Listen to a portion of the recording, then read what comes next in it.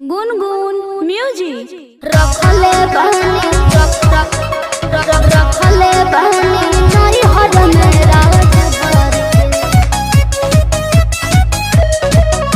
music से राकेश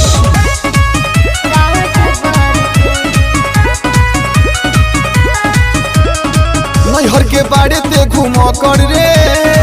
बाबू से चले तोर चौकर रे ढेर जाना तड़क अरे हरे सुन नैहर के बाड़े ते घूम कर रे बाबू से चले तोर चौकर रे नाम जानता ने तोहरा लभर के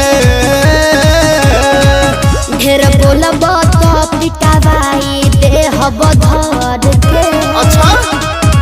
अरे रखले बानी नई हर मेरा जभर के हाँ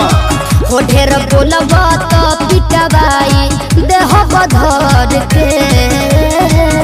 अरे रखले बानी नई हर मेरा जभर के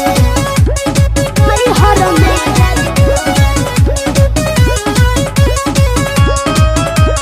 गुनगुन म्यूजिक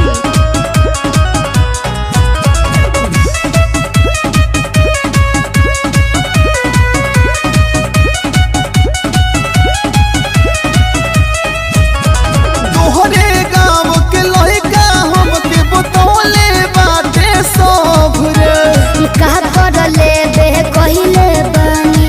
राजभर से लभरे अच्छा बोलो सुना तोरे गाँव के लड़का हमके बतौले बाटे सब रे का कर ले बे कहिले बानी राजभर से लभरे सब बतिया बताई तोरा घर के सुनो ढेर बोलब तो पिटावाई दे हब धर के अरे रखले बानी नई हर में राजभर के हो ढेर बोलब तो पिटावाई दे हब धर के रखले बानी नई हर में राजभर के रखले बानी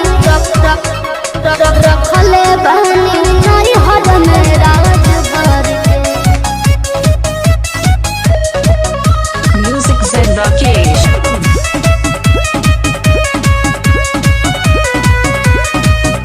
गुनगुन म्यूजिक तोरे बारे में कोइले बानी खुल के हम तो जाच रे नई हर के लाभरवा हमें हमरो मन जराज रे सही रे तोहरा बारे में कोइले बानी खुल के हम तो जाच रे नई हर के लाभरवा हमें हमरो मन जराज रे दिल पिंटू राकेश खबर के ढेर बोलब तो पिटा भाई दे हब धर के अरे जिया हो अरे रखले बानी नई हर में राजभर के एहो ढेर बोलब तो पिटा भाई दे हब धर के रखले बानी नई हर में राजभर के नैहर के बाड़े ते घूम कर रे कबू से चले तोर चक्कर रे नाम जानता ने तोहरा लभर के ढेर बोलब तो पिटावाई दे हब धर के अच्छा अरे रखले बानी नई हर में राजभर के हाँ हो ढेर बोलब